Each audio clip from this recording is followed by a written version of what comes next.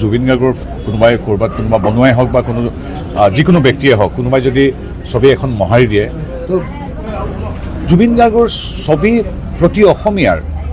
প্ৰতি অসমবাসীৰ হৃদয় মন মগজু আত্মাত অংকিত হৈ আছে। কোনো মোহাৰিব নাই। ক'ৰবাত এখন ছবি যদি কোনোবাই মোহাৰি দিয়ে, নাজানো তাৰ পিছৰ কথাটো কি মই নাজানো, কোনোবাই কৈছে ঠিকাদাৰ, কোনোবাই কৈছে বনোৱা, যি কি নহওক এখন ছবি কোনোবাই যদি মচি দিয়ে সেইটো একো মানে কি তেওঁ আমাৰ জুবিন গাৰ্গ আমি নাথাকিম, আপুনি নাথাকিব, জুবিন গাৰ্গ আৰু শতাব্দী জুৰি থাকিব তেওঁৰ অমূল্য সৃষ্টিৰাজিৰে আমাৰ এগৰাকী হিয়াৰ আমঠু হৈ। গতিকে এইটো অলপ মনত 100% দুখ দিব। কোনোবা এখন ছবি সুন্দৰভাৱে জিলিকি আছে জুবিন গাৰ্গৰ, কোনোবাই গৈ মোহাৰি দিছে, সকলোৰে খং উঠিব, আমাৰো বেয়া লাগিছে।